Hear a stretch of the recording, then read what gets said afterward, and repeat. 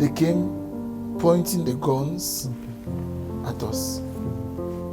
I've been hearing about people on gunpoint. I experienced that day. I shouted, "Blood of Jesus!" You shouted at that time. Okay. Blood of Jesus! Okay. They burnt the machetes in the fire, and being hot, they beat us with it. There are other times that they would make us look at the sun, like for 3 hours, just looking at the sun. So that already removed our cassocks and thrown them, and we were remaining just with our inner wears.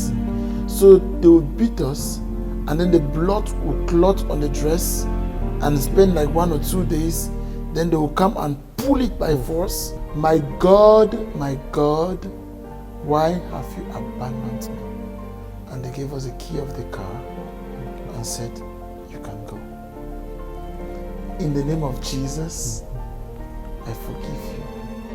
കാമറൂണിൽ തട്ടിക്കൊണ്ടുപോകലിന് ഇരയാകുകയും 7 ദിവസങ്ങൾ കൊടിയ പീഡനങ്ങളിലൂടെ കടന്നുപോകുകയും 7-ാം ദിനത്തിൽ കൊലക്കളത്തിൽ വെച്ച് അത്ഭുതകരമായി മോചിപ്പിക്കപ്പെടുകയും ചെയ്ത കാമറൂണിലെ വൈദികൻ father Jude Thadevus ലാംഗെ CMF ഷെക്കേന ന്യൂസിനോട് തന്റെ അനുഭവങ്ങൾ വിവരിച്ചപ്പോൾ ശത്രുക്കളെപ്പോലും മാനസാന്തരപ്പെടുത്തിയ ആദിമസഭയുടെ പീഡനങ്ങളിലുള്ള ചെറുത്തുനിൽപ്പിന്റെ സമാനമായ സംഭവങ്ങളാണ് ഷെക്കേന ന്യൂസ് ശ്രവിച്ചത്.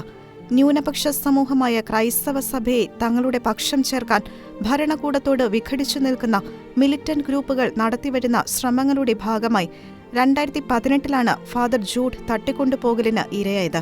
നവംബർ 23 ഫാദർ ജൂഡ് 3 സഹവൈദികരും ഒരു അന്മായ സഹശുശ്രൂഷകനുമായി മിഷൻ ദൗത്യം നിർവഹിക്കുന്നതിനായി സാഹസപൂർവ്വം വനത്തിലൂടെ സഞ്ചരിക്കവേ ആക്രമണം ഉണ്ടായത്. 3 മാസത്തോളമായി ഇടവക ജനങ്ങൾക്കൊപ്പം കാടുകളിൽ അഭയം തേടുകയും വനത്തിൽ ദിവ്യബലി അർപ്പിച്ച് അവരെ ബലപ്പെടുത്തുകയും ചെയ്യുകയായിരുന്ന മറ്റൊരു വൈദികന് സഹായമെത്തിക്കാനായിട്ടായിരുന്നു ഫാദർ ജൂഡിന്റെയും കൂട്ടരുടെയും പ്രേക്ഷിതയാത്ര.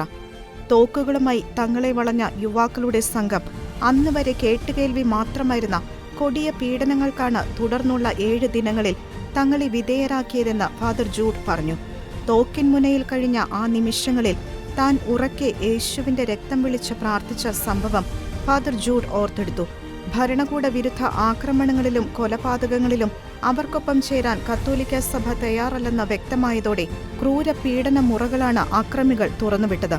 പുല്ലും ഇറച്ചിയുമെല്ലാം വെട്ടാൻ ഉപയോഗിക്കുന്ന മാഷറ്റെ എന്ന നീണ്ട കത്തികൊണ്ട് ദേഹമാസകലം അടിക്കുക, ഓടി രക്ഷപ്പെടാതിരിക്കാൻ അതിന്റെ കൂർത്ത ഭാഗം വെച്ച് പാദങ്ങൾക്കടിയിൽ വലിയ മുറിവുകൾ ഉണ്ടാക്കുക, മാഷറ്റെ കത്തികൾ തീയിൽ വെച്ച് പഴുപ്പിച്ച ശേഷം ദേഹത്ത് വെച്ച് പൊള്ളിക്കുക, തോക്കിന്റെ പിൻഭാഗം കൊണ്ട് പ്രഹരിക്കുക, 3 മണിക്കൂർ തുടർച്ചയായി സൂര്യനെ നോക്കി നിർത്തിക്കുക, മുറിവുകളിലെ കട്ടപിടിച്ച രക്തത്തിൽ ഒട്ടിപ്പിടിച്ച അടിവസ്ത്രങ്ങൾ വലിച്ചൂരുക, രഹസ്യഭാഗങ്ങളിൽ പൊള്ളലേൽപ്പിക്കുക, കണ്ണുകൾ ചൂഴ്ന്നെടുക്കുന്ന തരത്തിൽ പ്രഹരിക്കുക, വിരലുകൾ കത്തികൊണ്ട് മുറിക്കുക, കൂടാതെ ക്ഷുദ്രജീവികളുടെ കടികൾ എന്നിങ്ങനെ നീളുന്ന മനുഷ്യത്വരഹിതമായ ക്രൂരതകൾക്കിടയിൽ എന്തുകൊണ്ട് എന്നെ ഉപേക്ഷിച്ചു ദൈവമേ എന്ന് ചോദിച്ചു പോയിട്ടുണ്ടെന്നും വൈദികൻ വിശദീകരിച്ചു.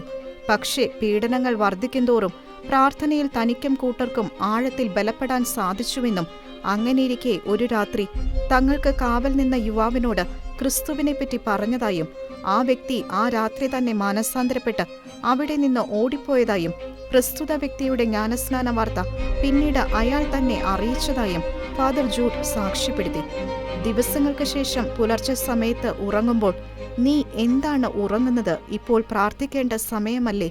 എന്നൊരു സ്വരം കേട്ട് പ്രാർത്ഥിക്കാൻ ആരംഭിച്ച തങ്ങളുടെ അടുക്കൽ മിലിറ്റന്റ് സംഘത്തിലെ കുറെ പേർ എത്തി അന്നുവരെ ഉണ്ടാകാത്തത്ര കൊടും പീഡകൾ ആരംഭിച്ചതായും നിലത്ത് കമിഴ്ത്തിക്കിടത്തി മർദ്ദിച്ച ശേഷം മരിക്കാൻ ഒരുങ്ങാൻ പറഞ്ഞതായും അനുസ്മരിച്ച ഫാദർ ജൂഡ് തങ്ങളുടെ അവസാന പ്രാർത്ഥനകൾക്കായി സമയം അനുവദിക്കണമെന്ന അഭ്യർത്ഥന മുന്നോട്ട് വെച്ചതായും പറഞ്ഞു. അവർക്ക് അത് അനുവദിക്കപ്പെട്ടു. കുറച്ചു മാറി പരസ്പരം കുമ്പസാരിപ്പിച്ച് ജപമാല ചൊല്ലിയ ശേഷം തിരികെ എത്തിയ ഫാദർ ജൂഡും കൂട്ടരും കണ്ടത് ഉറങ്ങുന്ന അക്രമി സംഘത്തെ ആയിരുന്നു.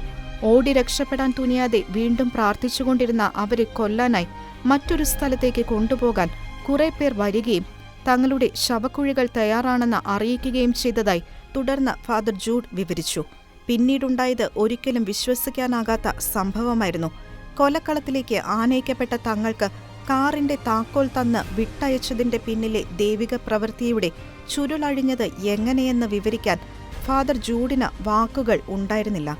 തങ്ങളോട് നിനയ്ക്കാനാവാത്ത ക്രൂരതകൾ കാണിച്ച അക്രമികളോട് നിരുപാധികം ക്ഷമിച്ച് പ്രാർത്ഥിക്കാൻ തനിക്ക് സാധിച്ചതും 2021 അവരിൽ ഒരാൾ തന്നെ അന്വേഷിച്ചു വന്ന് മുന്നിൽ മുട്ടുകുത്തി മാപ്പ് പറഞ്ഞതും അയാളോട് ക്ഷമിച്ച് അനുഗ്രഹിച്ചതുമെല്ലാം അവിശ്വസനീയ സംഭവങ്ങളുടെ പട്ടികയിൽ ഒന്നിനു പിന്നാലെ ഒന്നായി സംഭവിച്ച ദൈവകരത്തിന്റെ പ്രവർത്തികളായും ഫാദർ ജൂഡ് ഓർത്തെടുത്തു.